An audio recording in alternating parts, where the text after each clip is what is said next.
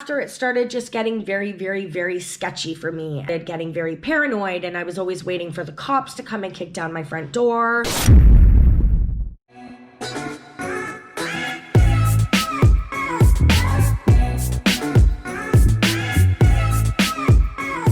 Hey guys, good morning, and thank you so much for returning to my channel, The Real Life of Kelly Franks. As you know, I'm Kelly Franks, aka. I'm coming at you today with a vlog that touches my heart very seriously. High demand on Facebook. I do have a group on Facebook called Kicking It with Kelly. I'm sure you guys have heard about it. And basically, it's a group for people to come and enter and have a safe place to talk about their drug addiction, their drug recovery. Some people just kind of sit and listen. Some people get really involved, and then there's others that are just kind of like on the fence, whether they are ready to come out and let everybody know that they struggle with addiction, or whether they're still just hiding behind closed doors. Hi Luna, I know. Whenever I talk to the camera, my dog is always trying to spin me around like Wonderland. We know this. In one of my prior vlogs, I had a editor that was actually complete and utter garbage. And I kind of explained a little bit of my addiction in those vlogs. It was very short and sweet. I wasn't really quite sure how I felt about putting it out there for all of you guys to know. But now I am certain that I am helping people. I am inspiring people on a day-to-day basis. And I just want to be there for everybody. Even if it's just, you know, moral support, or if I can answer any questions in regards to any questions that you guys have. So basically, I wrote down a couple of things just so that I'm not floating all over the board with my own head, not to mention the questions that you guys have asked me. I hope there is no small children around. I really honestly just plug their ears. Please do not let them in on this conversation, because this is an adult-only vlog that I'm putting out today. It all started in about 2012 when I had my daughter. And shortly after that point, actually during my pregnancy with her, and I'm not trying to incriminate myself in any way, shape, or form, I was on the other side of the fence. And at that point, I thought it was a good idea. I needed to get money for my baby that was unborn, and my baby's father, he was in jail, and he was constantly in and out. He's definitely incarcerated and institutionalized, and that's just always been something that I've had to deal with. But nonetheless, I was able to hold down the fort while he was gone, and when he came out, shortly after, and I realized that he was an actual full-blown drug addict, he had asked me if he could have a toke, thinking that he was joking, or that he would absolutely in no way in hell say yes to the question that I was about to ask, that actually epically failed. So I said to him that he could have a toke only if I could.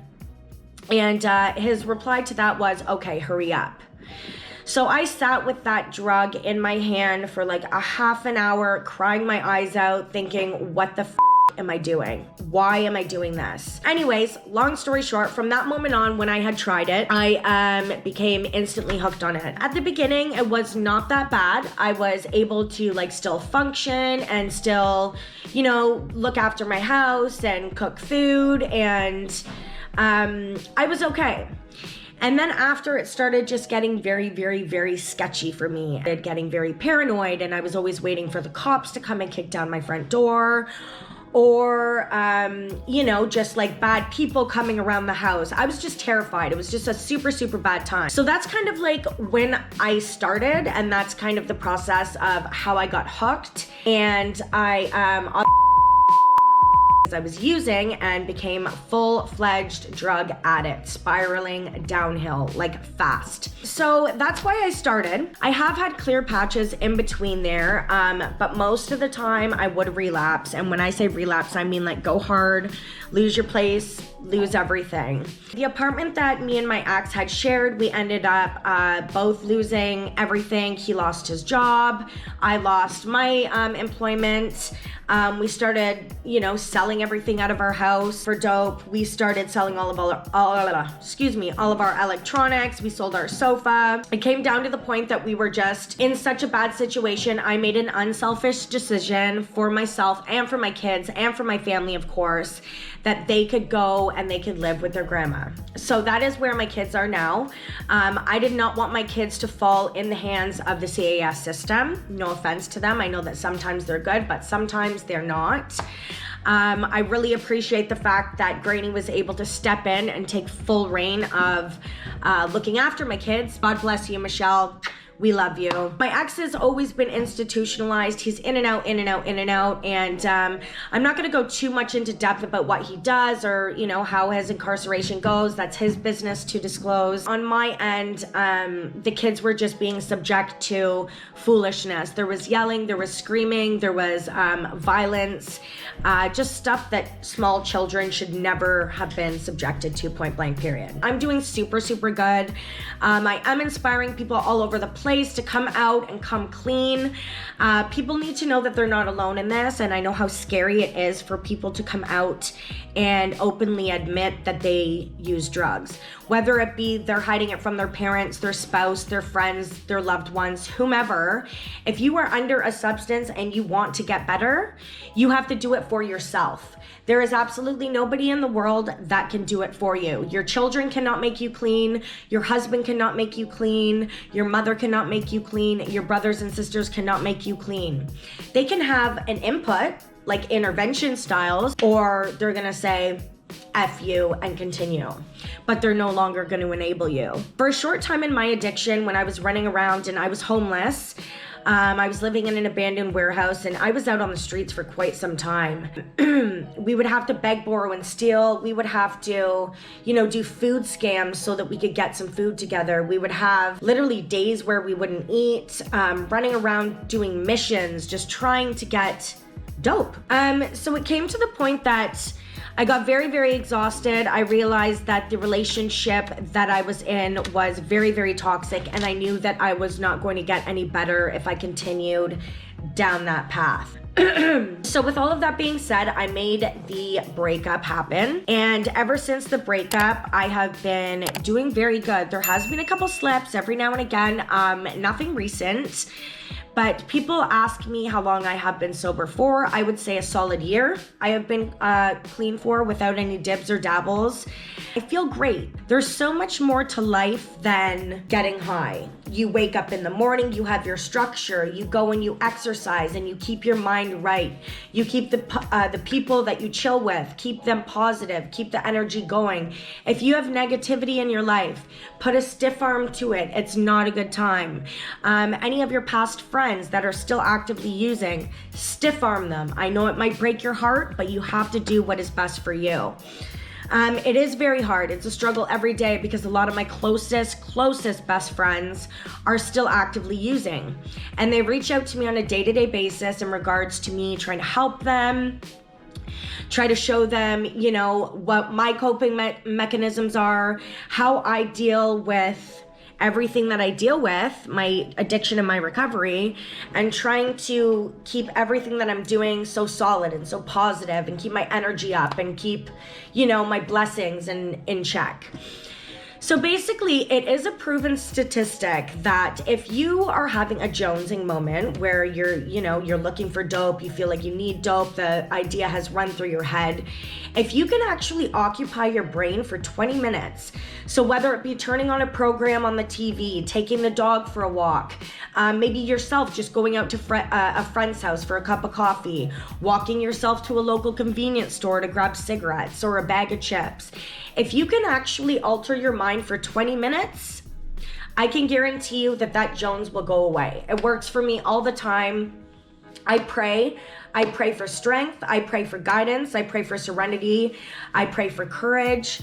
I pray every single day. And let me tell you, the Lord has not let me down yet.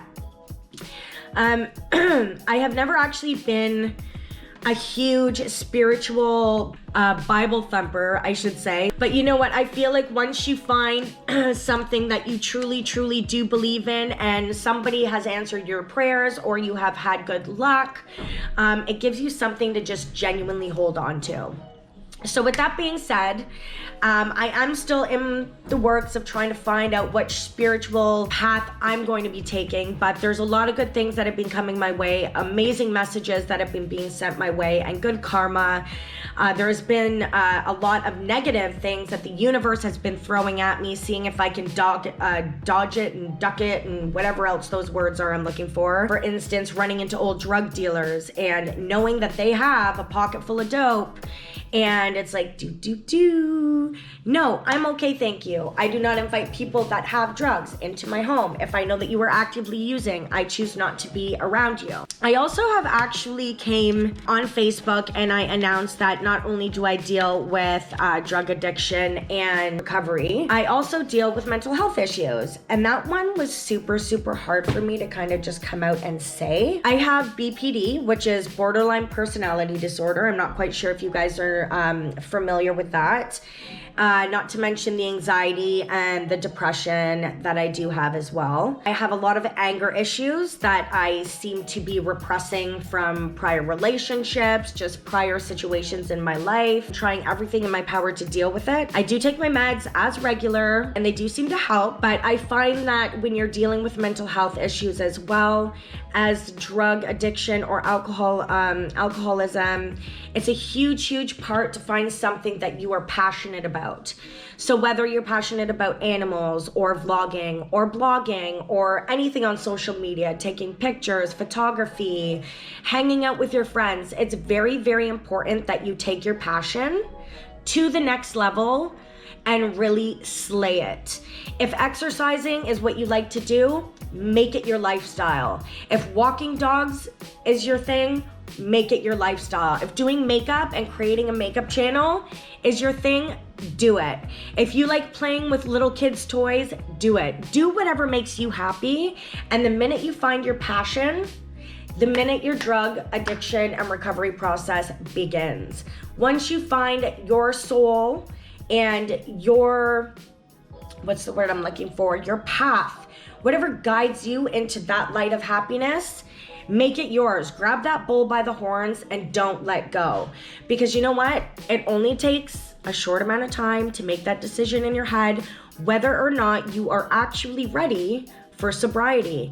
If you are ready, then grab that bull by the horns and take it for what it's worth. So anyways, I wanted to jump on and just do a quick addiction and recovery vlog with you guys because again, you guys have been so good to me and so inspirational on caring and loving, and I have not had any negative feedback really on any of my vlogs, on anything that I release, any of my content. You guys seen me doing the random act part 1 and you've seen the actual act part 2. I really am trying to be a better person and give back to my community. You know, if there's anybody out there that is struggling with mental health or drugs, there is resources also. 71 Rebecca Street in Hamilton. I shout out every vlog. They've got the safe crack pipes, the needles, the sanitary wipes, anything that you need. They don't take your name. They don't take any private information. They just help you in there. On one side of the premises, there is a safe injection site. They do provide Narcan in case you guys need it. Obviously, there is resources there that can connect with mental health as well. And I'm sure some of these services are covered under ODSP or Ontario Works if you guys are on those systems. There is a lot of communities, a lot of community support outreach programs as well. There is ADAPT. I have actually personally completed that program twice and it works amazing. They give you all the coping skills that you need, trying to defer you from putting yourself in sticky situations. Just gives you like little exercises that you could do from home, from there, on Zoom, whatever your case may be, they've got you hooked up. So just remember guys, if you are struggling, you are not alone. I love every single one of you guys. And I really hope that some of this touches home for you. If you guys have any questions or any concerns or anything like that, feel free to leave comments below. Don't forget to like and subscribe your girl. And again, if you guys want to get me on Facebook, it's Kelly Franks. I am on Instagram, The Real Life of Kelly Franks. And I also have a group on Facebook called Kicking It with Kelly, and that is my drug safe chat. So if you guys want to ever jump in, even if you don't want to say anything, that's okay. I can still see that you're there and you guys can still hear what I have to say. I love you guys all so much. Don't forget to hit that like button and don't forget to subscribe, your girl. Love you guys. Have a good day.